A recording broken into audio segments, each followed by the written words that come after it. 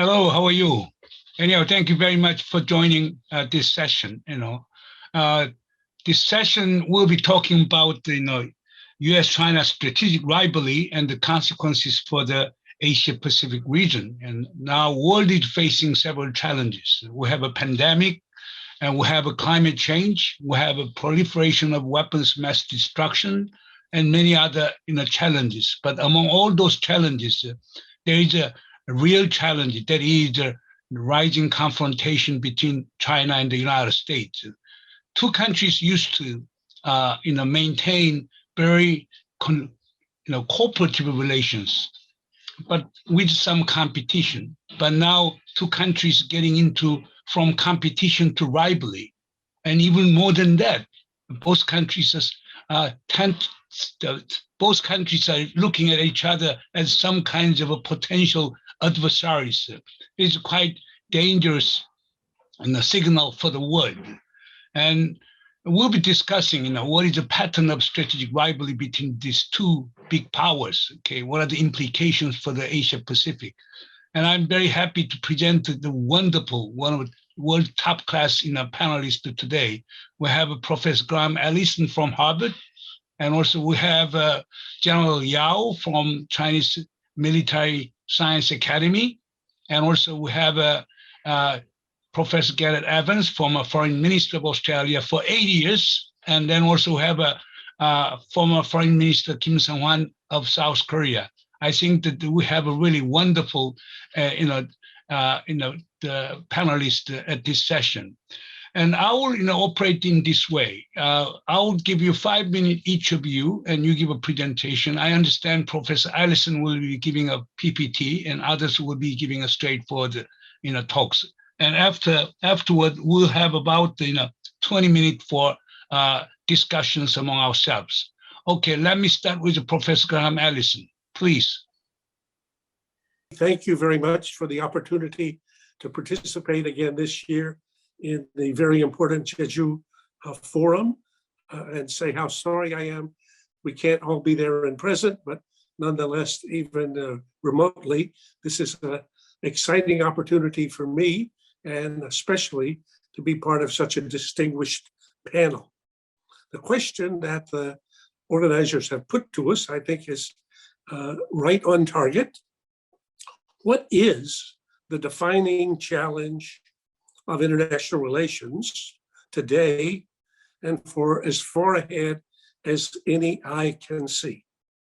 And I think it's clear it's the impact of the rise of China on the US and the international order, of which the US has been the principal architect and guardian for the last 70 years. Never before in history has a nation risen so far, so fast, on so many different dimensions. Koreans living with this as a reality every day feel it and see it, but it's worth pausing from time to time just to see just to try to appreciate the magnitude of what we're observing. As Václav Havel, the former Czech president, says, things have happened so fast, we haven't yet had time to be astonished.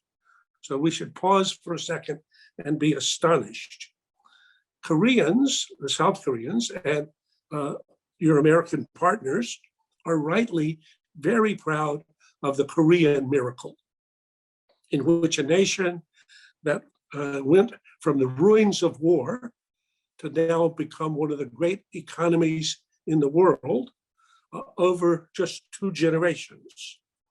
But if we look at China over the past generation, which has been following in the footsteps of South Korea, nonetheless, it's produced a China miracle, but in this case, for a population that is 25 times larger than that of South Korea.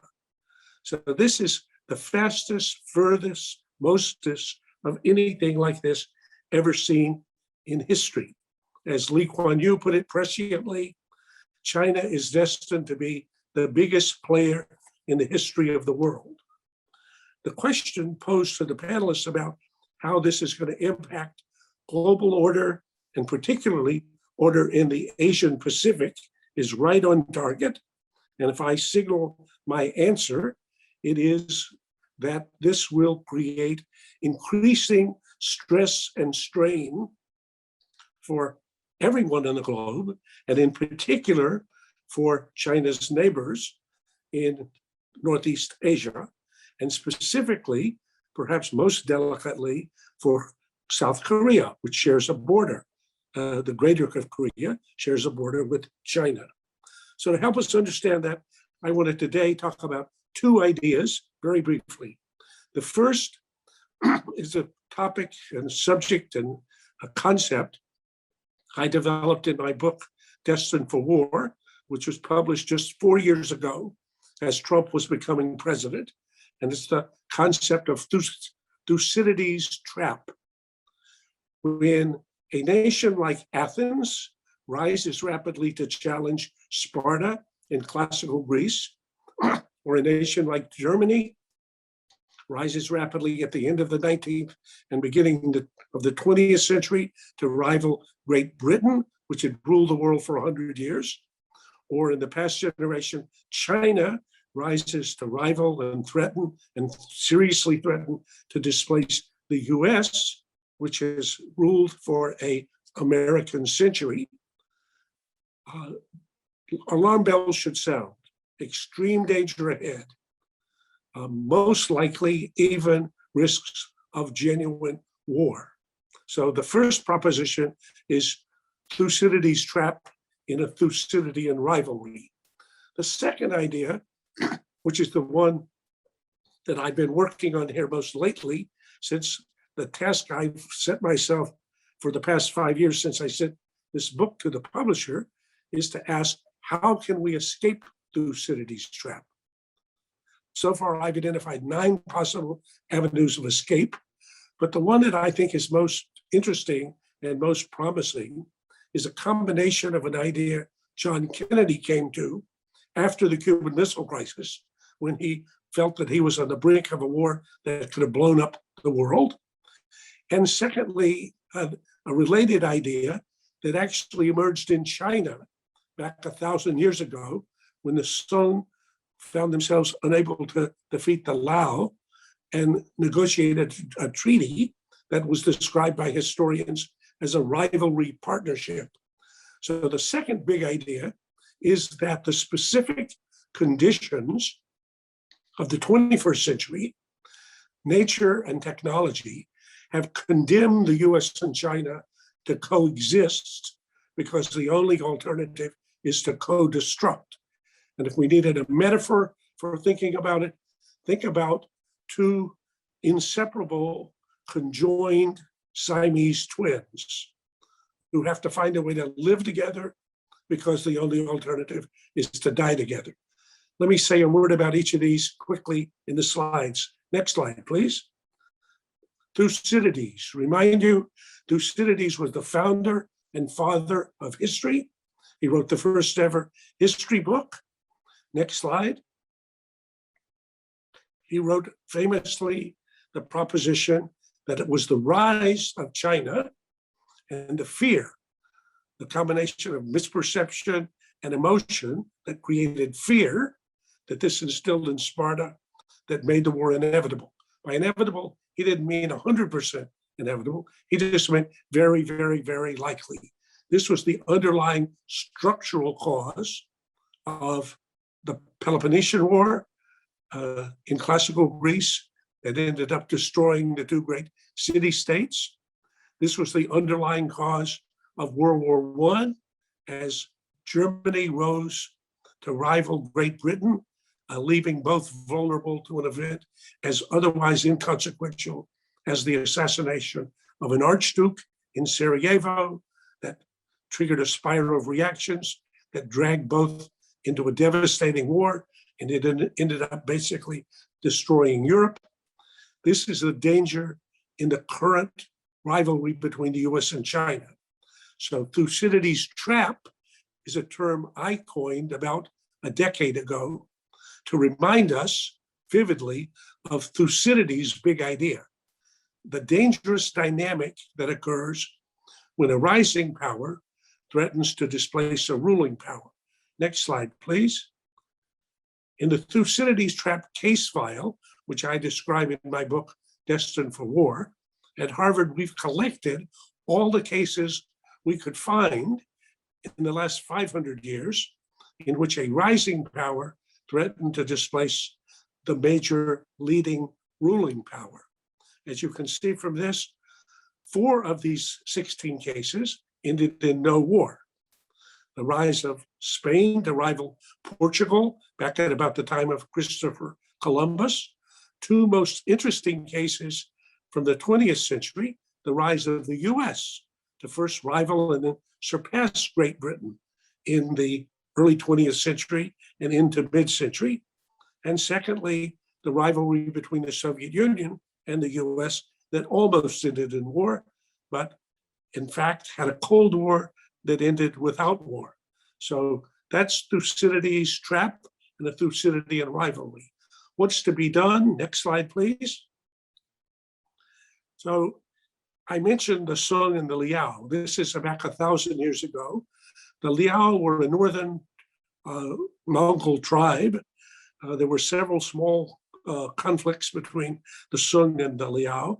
They eventually negotiated a treaty in which they agreed to be rivalry partners. In some arenas, they would be fierce rivals.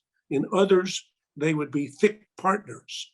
And this was difficult to manage, but the peace that followed this treaty lasted 120 years. In the business world, this is a more familiar concept. If we take the next slide, they call it co-opetition. So if we take Apple and Samsung as 2 examples, these are both great technology companies. They each sell a very good smartphone. Apple and Samsung are fierce rivals. In fact, as you can see here, since 2011, Samsung has beat Apple as the major supplier globally of smartphones. But who's the biggest supplier of components for smartphones to Apple? Next slide, please. Answer, Samsung. So the components of the smartphone that Apple sells in competition with Samsung are bought from Samsung. Well, how can my fiercest rival also be my essential supplier?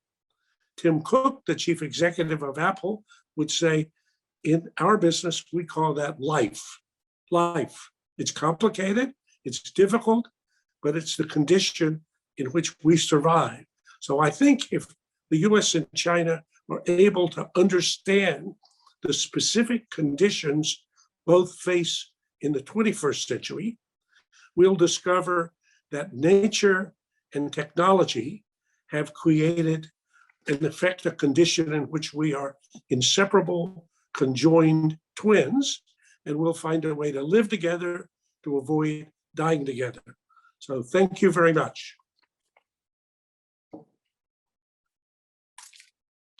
Zhao Yao, it's now your turn. You have 5 minutes.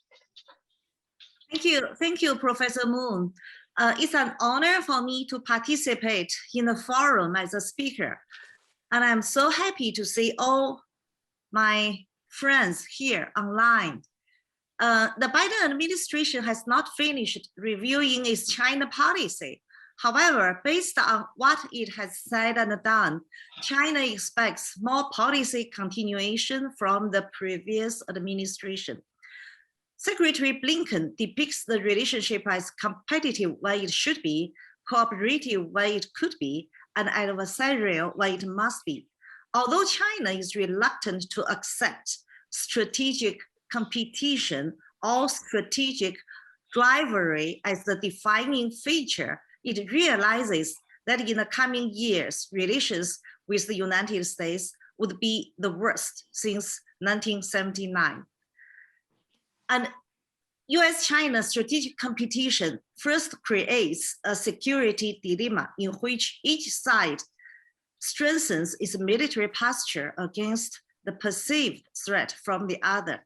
They would invest more in new capabilities, redeploy forces, intensify training, formulate operational plans, and prepare for crisis and even armed conflicts. Such interaction could increase anxiety, distrust, and misperception, making cooperation more difficult and competition fiercer.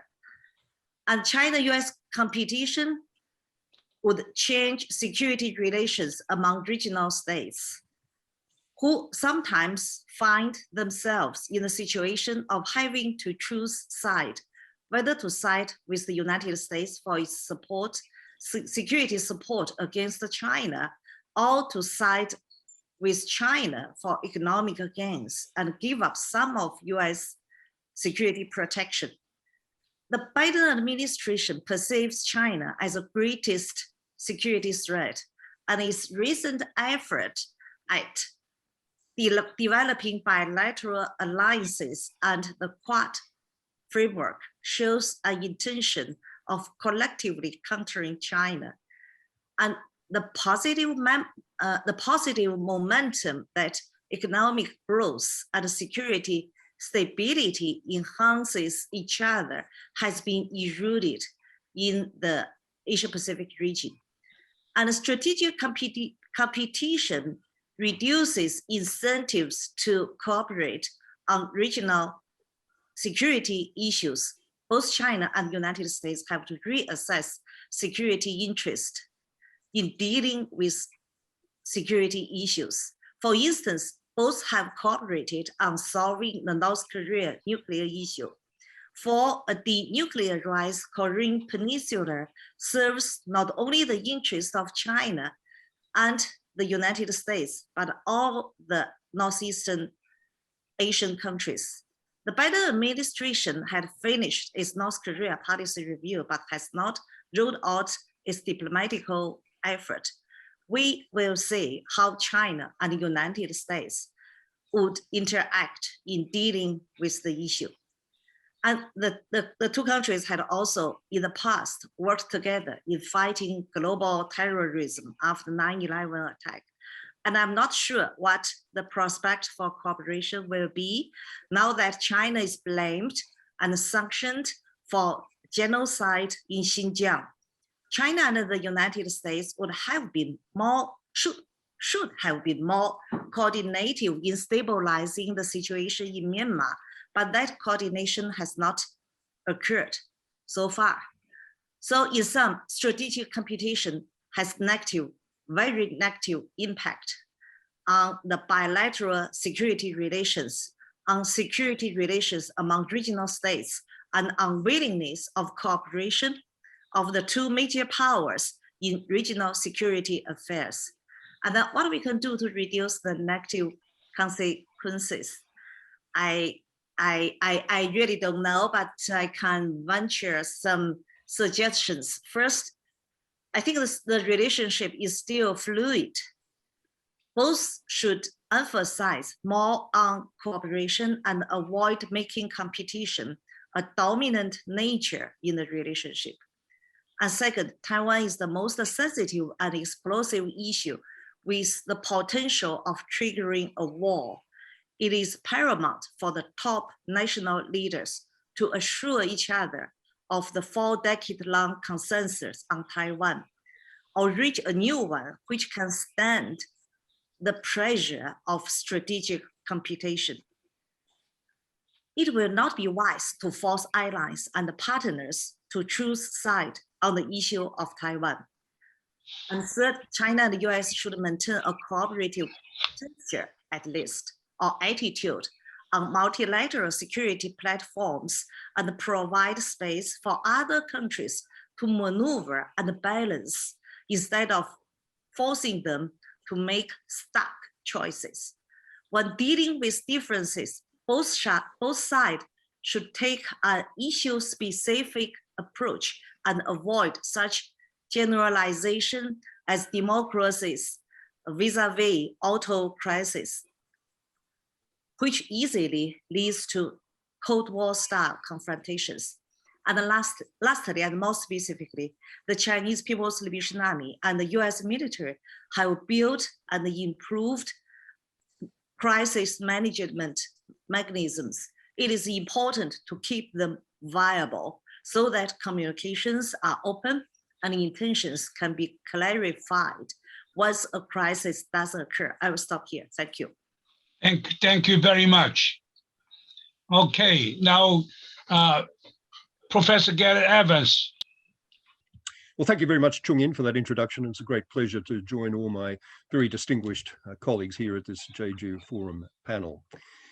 The China-US strategic rivalry has caught many countries in the region squarely in the crossfire. Clearly, South Korea, Japan, most of the Southeast Asians, and certainly my own country, Australia. This is not a comfortable place for any of us to be in. And in my remarks, I want to describe, to the extent that one can generalize, and I guess we're all in the generalization business, how we are reacting to this new reality. All of us, to varying extents, are caught between two stools. On one side are our economic interests. In country after country, the degree of economic dependence on China is just extraordinarily large. In Australia's case, well over a third of our exports to China. And the prospect for diversification, except at the margin and over a very long time, are really minimal. On the other side lie our security interests, where the alliance or partnership ties that many of us have had with the United States have long given us a reasonable degree of confidence that our territorial integrity would not be put at risk, and where the US is still very widely seen as an important counterweight to a possibly overreaching China. So to come to that question of choice, which Yunzu raised in her presentation, the reality is that none of us want to have to choose between our economic and our security interests. None of us can afford to have our economy held ransom to a Washington loyalty test.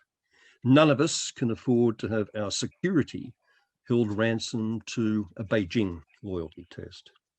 But the question we have to confront, given the intensity of the rivalry between these current and emerging superpowers, is how long can this luxury of non-choice actually last?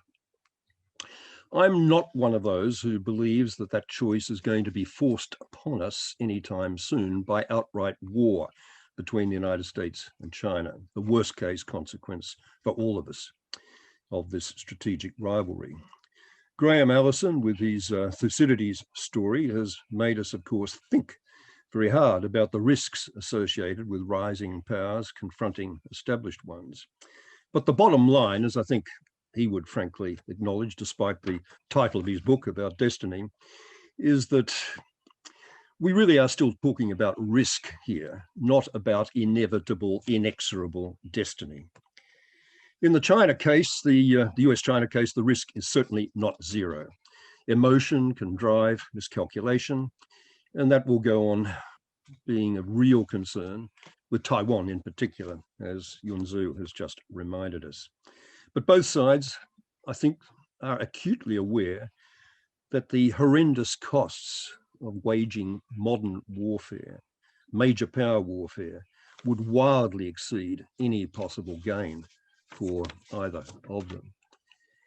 But rivalry taken to extremes can still cause a lot of damage short of war. And it's critically important for all of us, China, the US, and those of us caught in the crossfire between them, critically important that cooler heads prevail on all sides. That doesn't mean abandoning our respective national interests, but it does mean pursuing them in ways that are not likely to be damaging. So starting with China and the US themselves, I think there would be widespread agreement, including on this panel from what I've heard so far, is that the beginning of wisdom here, which at least the Biden administration seems to be showing some signs of embracing, although not yet enough, the beginning of wisdom would be for both sides to adopt a multidimensional approach, recognizing that certain areas of disagreement will remain intractable for the foreseeable future, but that collaborative progress really is possible on a number of other issues where there is actual or potential common ground. The most intractable issues, which will certainly require extremely deft and careful diplomatic management of neither the Trump-Pompeo nor the wolf warrior kind, include the South and East China Seas, and include US alliances in Asia. They include Chinese military modernization, and above all, again, Taiwan. There's another group of issues, the trade and investment concerns on which China has so far refused to move, do remain very difficult, but shouldn't, I think, be impossibly intractable if tensions do ease on other fronts. The best prospects for such tension easing, where collaborative cooperation really should be possible, if the US adopts a more measured approach and if China responds in kind, are those global and regional public goods issues like counterterrorism, peacekeeping, piracy, international crime, and above all, the three great existential risks to life as we know it on this planet: climate change, pandemics, and nuclear war. In all of these areas, including even pandemics, if one thinks of Ebola rather than just COVID, China has in fact already played, I believe, a more interested, constructive, and cooperative role in the UN and elsewhere than has been generally recognized. And China is well aware of the soft power returns in being seen to do more. Maybe with Xi Jinping's recent announcement of China wanting to be a little bit more lovable, soft power is going to come back to center stage in Chinese thinking, which is a consummation devoutly to be wished. What can other countries in the region do to minimize the negative fallout from China-US rivalry, especially those of us, including Australia and South Korea, with enough diplomatic capacity and credibility to rank at least as middle powers? The storyline for me here runs in parallel to that which I've proposed for the big two. We all have our national interests to protect and advance, and we should not become patsies to either Beijing or Washington. We should fight for our own economic corners by resisting unacceptable coercion or protectionism by either side. We should stand up to China when it overreaches in its external behavior, including by developing cooperative arrangements like the Quad, which clearly signal that intent. And while avoiding, as we should, counterproductive stridency, we should not be afraid to call out Beijing when, either externally or internally, it manifestly offends universal, not Western, but universal human rights values. But we should also acknowledge China's legitimate interests in its own strategic space and in having a global policy-making influence commensurate with its new relative strength. And we should make clear to Washington, on the other side, Washington policymakers, that there's almost a universal perception in the region that their continued use, whether they believe it or not, of the P words, primacy, preeminence, predominance, in an international environment where the US unipolar moment, as Graham, I think, has acknowledged, is clearly over, that helps relationships neither with allies nor with adversaries. A change in that rhetoric would be extremely helpful. Above all of us in the region should work hard, harder than we have so far, to identify issues where there is real potential for finding common ground. And they're essentially those transnational public goods issues which Kofi Annan used to describe as problems without passports. This is an area in particular in which the middle powers, through creative and energetic coalition building, have often made a difference in the past, both globally and regionally, and can again, I believe, in the future. The overwhelming sentiment in the region is not to see the US-China relationship as a zero-sum game.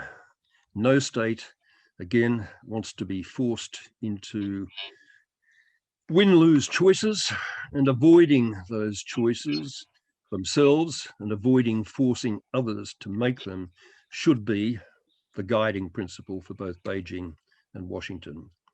If we want a safer and saner, more prosperous world, the future lies not in ever more stridently confrontational nationalism, but in cooperative and collaborative internationalism. Thank you. Thank you very much. Okay, Minister Sung-Han Kim, it's your turn. 5 minutes. Thank you, Jung-in. And also it's my honor to participate in this session together with Professor Ellison and my older friends. So to our disappointment, as already General Yao mentioned, that we cannot hope that there would be reset in China-US relations. Actually, we had some hope when President Biden was elected in that way, but I think it would not be the case. But the focal point of competition seems to be shifting from trade to technology.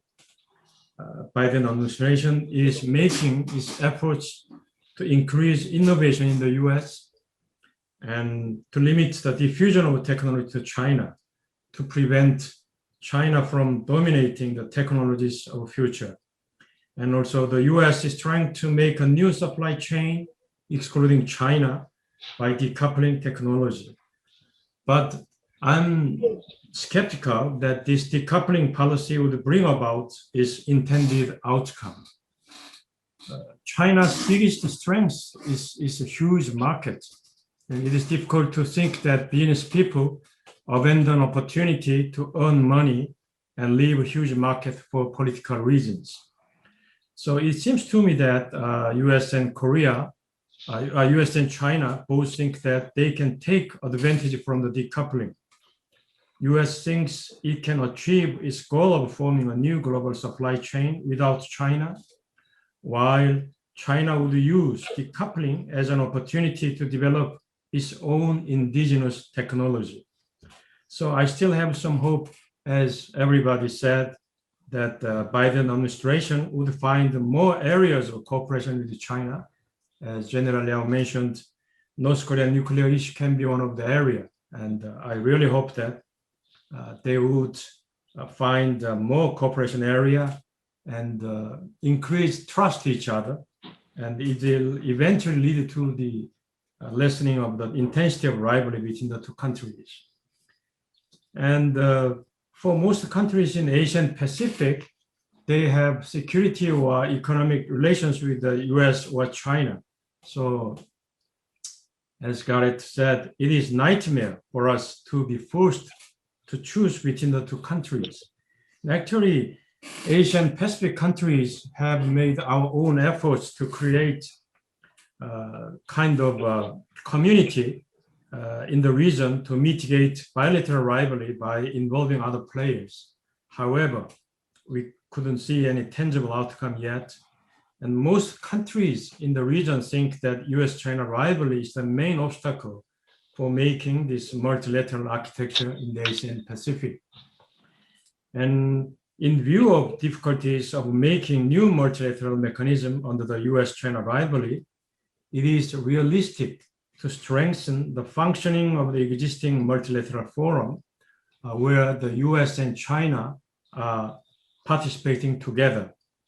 In the Asian Pacific, we can think of expanding the institutional basis of East Asia Summit, where not only US and China, but Russia and India, other powers in the region, they are participating.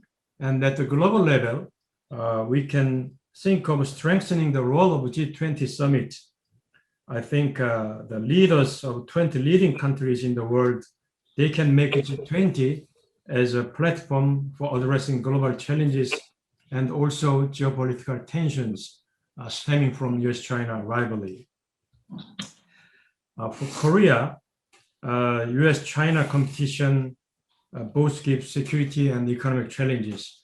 As you can imagine, in the process of achieving permanent peace on the Korean Peninsula, the cooperation and support from both US and China is imperative. And also, the China is our #1 trading partner, and US is #2 trading partner. So trade issues between the two countries will directly affect our trade. So we really hope that US-China strategic competition doesn't make Korea have any difficulties.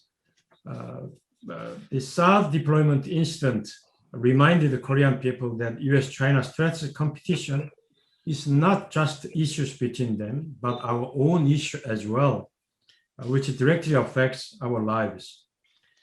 The question is, when we have some risks and damage in the course of aligning with the US and to protect US interests, but US gave us help, that is also the question. And during the SAR incident, Korean people felt that there was not much help from the United States.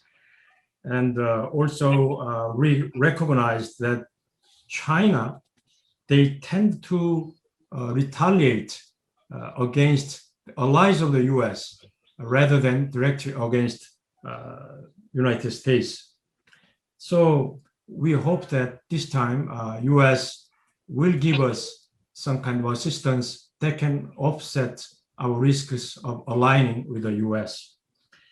And the impact of decoupling on the Korean economy, I think it is difficult to analyze or predict at the moment, as the decoupling gives both risk and opportunity for the Korean companies. Korean companies exporting to China may have damage, while some other Korean firms may have benefited as the US replaces some of its imports from China with goods imported from Korea. Samsung Electronics is the one case. They lost some market of semiconductor in China, but they could get another telecommunication equipment market in the US.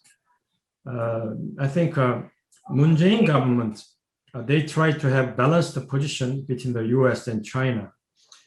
But if we look at the joint statement of the two summits just held several weeks ago, our own, all the press and myself, we think that Moon Jae-in government position turned slightly toward the United States. In the joint statement, there was no direct reference to China, but Taiwan issue has been included in the joint statement for the first time.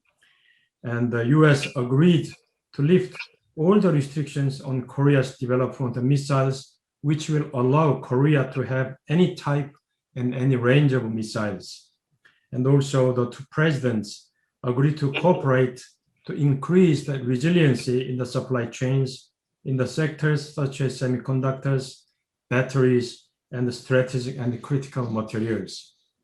I think joint statement reflected our hope that US government would provide, as I already mentioned, offsetting risks of aligning with the US on the sensitive issues. And I also believe that this joint statement reflected the general sentiment for Koreans. According to the survey made by the Asan Institute in Seoul, August last year, on the question of a choice that Korea should make, if Korea is forced to choose between the two countries, 73% of Koreans, respondents, favor the US. So I stop here. Yeah, thank you. Okay, thank you very much. It's very enlightening in the talks. But Professor Ellison, you talked about of 9, measures to mitigate the US-China confrontation. You mentioned 2. One is lessons from the Cuban Missile Crisis. Another is hold this concept of rivalry in a partnership. But you didn't elaborate on the lessons from Cuban Missile Crisis. You're talking about behind the scene dialogue and negotiation, such as removal of Jupiters from Turkey and Italy? Or can you elaborate on that, these lessons from Cuban Missile Crisis? Thank you. So I don't want to go too long on this subject since I wrote a book about it, but I would say the point that I was referring to was what Kennedy took away as the major lesson from the Cuban Missile Crisis. When he had gone through the existential experience of believing that he was about to have participated in causing the death of several 100 million people. So he thought there was a greater than 1 in 3 chance this would end in a nuclear war. And as he and his brother reflected on that and asked themselves, well, how could we possibly give an account of what we had done? They were actually both Catholics. So, Bobby said, we would be excommunicated. We would have no excuse when we go before the throne of grace. And they thought a lot about this and reflected. And then Kennedy gave a famous speech just several months before he was assassinated, in which he said, even though we will remain at loggerheads with the Soviet Union, he thought the Soviet Union was evil and communism was bad, and that freedom was good, and the US and its alliance were mainly good. So even though there's going to be this rivalry, we're going to have to settle for the time being for what he called a, quote, world safe for diversity. So he began to legitimize the concept of coexistence between evil and good for some substantial period of time. And that actually led to a second phase of the Cold War, in which, as General Yao pointed out, we developed a lot of constraints and a lot of mechanisms for not only managing crises, but preventing them. So not just a hotline for communication, but communication at multiple levels. Also constraints. So no efforts to overturn Soviet control of the Eastern European countries, which were basically ruled by Soviet military forces. And even compromises in many areas. So we reached arms control agreements in which we would agree not to deploy some arms we wanted to as the price for getting them not to. So in that period, the rivalry was constrained in a way that nonetheless didn't go away. The craziness of a Soviet communist system that tried to command and control everything eventually hollowed the place out. But nonetheless, we didn't have the kind of confrontations we had in the missile crisis that would otherwise lead to war. So I think the application of that in the current case is just as was said earlier by Kim, that basically on a place, something like Taiwan, the US and China have to find a way to avoid allowing that to become a provocation that could drag the parties into the war. Same thing with North Korea, to avoid Kim Jong-un doing something strange or unusual that could drag us into another Korean war, which could then become a US-China war. So that was the lesson I was pointing to. Professor Allison, but if you listen to those in Washington, they wanted to get rid of a Chinese Communist Party.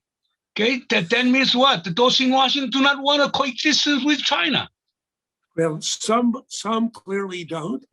One of the efforts that was made at the end of the Trump administration was noticing how difficult it was to get people excited about China, to say, well, remind people, this is a communist regime. They keep calling themselves communists. I say, when I talk to people in Washington, there are more real communists in Cambridge, Massachusetts than there are in Beijing. Okay. So they're communists only in name, but in any case, they do have a party-led autocratic system, which we don't believe is the right form of government, but we're going to have to find a way to live with that, I believe. General Yao, what is your take on Professor Allison? Professor Allison, Dr. Henry Kissinger, they all realized that we should, respect, the existence of Chinese Communist Party. That is the only way we can assure coexistence. But those guys in Washington do not think in that way. But what is your take on that point? I think the least that Americans can do is to live and let live. And when Professor Allison said, use that metaphor from the ancient times, if I understand correctly, that China's rise had instilled fear in Americans, but I'm not quite sure what kind of fear it is. Is it because China is big and strong, is getting big and strong, or is it because China is different and evil? So, or it is because that China is getting strong and also evil. So that what is the fear there? We have to analyze what kind of fear it is. And I agree with you that maybe the fundamental communists are not in China, because when communism was brought into China, it has always been Sinonized or with strong Chinese characteristics. So we have to take China as it is. It has a name, but do not try to label it as what you think it is. So that's very important. One thing that worries me very much is the trend to put more ideological elements into this strategic competition under the kind of capitalism versus communism, the democracy versus authoritarian. So this kind of division or characterization would be very dangerous and make it harder for the two to cooperate in the future. Professor, Evans, you can be a neutral umpire. Now we see two contending views. Now, Professor Ellison is saying American perception of fear of Chinese rise is real. But now General Yao is saying that is very much contrived. China doesn't pose any threat, but it's America invents China's threat. What is your objective assessment from Australia? Well, I think both of them are right about the irrelevance of basic ideological issues to this, and we should put that stuff to one side. It's contributing to tension and volatility without doing anything to find that common ground which we're all after.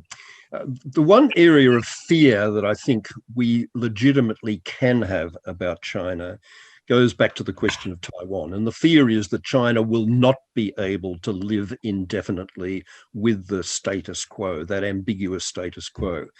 Given everything that Xi Jinping has said on the record about the extent to which this is an issue of critical national pride for China, how credible is it that this continuation of ambiguity can continue? In particular, is it credible to think that it can be sustained still by the 2149 anniversary, which is most people's idea of a real watershed issue for China? I mean, can China live with this ambiguous situation, or is a forcible occupation of Taiwan absolutely inevitable in the foreseeable future? General Yao, maybe you can answer to Professor Evans's point. Can China live with ambiguity? Yes. About Taiwan? No, about Taiwan. Yeah, about Taiwan, I think that China and the United States have different objectives on the issue on the issue of Taiwan. For China, the ultimate objective is unification, but for United States, as it stated, it is to keep the situation peaceful so that the status quo should be kept. But for China, the status quo is not an objective unless it has the possibility leading to unification. Peaceful is the best, by peace is the best, but reunification is the ultimate objective. So I don't think that China has had a specific timeline for the reunification, but the current situation is that the possibility in a status quo leading to unification is reduced by the moves of the United States and also the Taiwan authorities. General Yao, then is China willing to risk war for the sake of reunification? China's official policy is that we will seek peaceful reunification, but we will not renounce the use of force if necessary. Professor Ellison, do you buy General Yao's argument that China will not use force? But you said Taiwan Strait no, was no. one of the major flashpoint in your strategic death trap theory. So General Yao didn't say, no, General Yao said China would not preclude the use of military force. So what I believe is that if Taiwan should make a irreversible move towards independence, that China would militarily act to prevent it becoming a separate independent country. And I believe the US has no interest whatever in Taiwan becoming a separate independent country. So the great achievement of the Shanghai Communique by both Chinese and American diplomats was to have this framework of ambiguity that didn't solve the problem, but let us both live with it.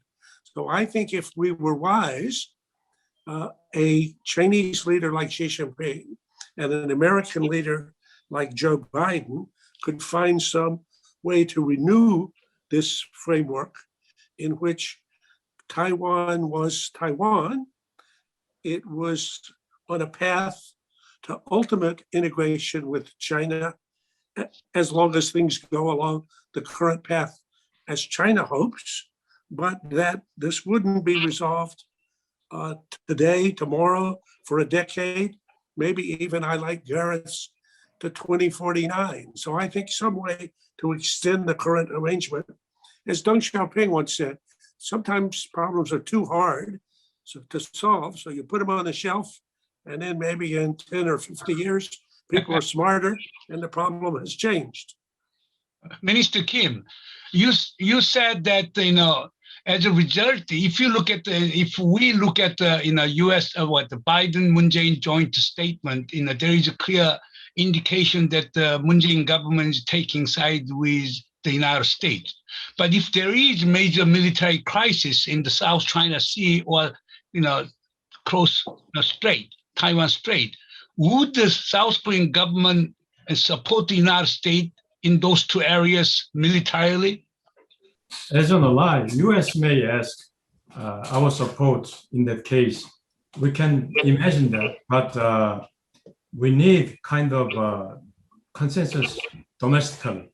So even though as an ally, we have an obligation and duty to help United States, but we need to ask our domestic people as well. Yeah. But Professor Garrett Evans, you're talking about role of middle powers in promoting some kinds of multilateral architecture to mitigate U.S.-China strategic rivalry. What specific ideas do you have, particularly in the Asia-Pacific region? Well, I agree very much with what Seung-Won was saying about the utility of the East Asian Summit and those processes in encouraging sort of policy dialogue, but by themselves, they're not going to get us very far unless we start coming up with some operational specifics. And I would focus particularly on those big existential risk areas. I mean, China's already shown a willingness to move on climate change. Other countries in the region can mobilize constituencies, coalition building to support that and work with both China and the US for common objectives. Similarly on pandemics, similarly, I think on the nuclear issue, we've shown, Australia's played a prominent role in a number of big arms control agreements like chemical weapons and getting the test ban treaty into the United Nations. And sometimes the big guys are just too immobilized by their size and the issues at stake to be able to take cooperative steps forward. But the movement, to give just one example in that nuclear space, the international campaign that is now starting on no first use is something where I think the voices of the middle powers, in particular those US allies that weren't very helpful to Barack Obama when he tried to go down that particular path. I'm talking about Australia, Korea in our part of the world. I'm talking about some of the Central and Eastern Europeans in the transatlantic space. If we were to get real about saying we want movement on nuclear arms control, and we, are giving you peer group pressure, we're giving you pressure from below to make a move in this direction, then I think our voices can be heard, as the middle power voices were heard on things like cluster bombs and landmines and things like that. We've seen that middle power momentum developing strong policy voice in a number of crucial issues. So look, we've got to be real about it. Some of these crucial issues at the end of the day are only going to be decided top down by the really big guys. And major moves towards full-scale disarmament can only happen at that level. But pressure can build from below, and I think our role is important in signaling areas of concern. Minister Kim, when you were serving as a Minister of Foreign Affairs and Trade, you played a very important role setting up the MICTA, Mexico. Can you explain about that one and what role South Korea can play in promoting multilateral efforts? Well, as Gareth mentioned, when we had the G20 meeting there, it's always, at that time also, the voice of US and China dominated. So countries like Korea, Australia, and Mexico, and Turkey, and even Saudi Arabia, we thought that if we can coordinate, then we can make our own voice there, and we can mitigate the rivalry between the two countries. But in reality, it didn't work so well. We need to make efforts harder, but that's the only way. And everybody wants to mitigate the negative consequences of US-China rivalry. That's why we did that, yes. Anyhow, time is almost up. Let me just conclude by summarizing following point. First, strategic rivalry between China and the United States is reality. Let's face it, okay? But as Professor Ellison pointed out, we can learn from the old days. There can be rivalry partnership. Therefore, it can be some form of G2 or whatever. Therefore, China and the US leadership should come up with more innovative ideas to strive toward coexistence, okay? And in doing that, the role of middle power very, very important. South Korea, Australia, they can work together to mitigate the kinds of the strategic rivalry between the two superpowers. And at the same time, we see areas of cooperation such as climate change, pandemic, WM, weapons of mass destruction. Therefore, there is a clear area for cooperation between China and the United States. Therefore, we should promote cooperation while mitigating competition between China and the United States in trade and technology. At the same time, we should come up with every effort to avoid confrontation between China and the United States in the areas of geopolitics and value. It will be very difficult. It is precisely because of domestic politics. Therefore, the whole issue at stake is how to control and manage domestic politics. Domestic politics are getting unruly.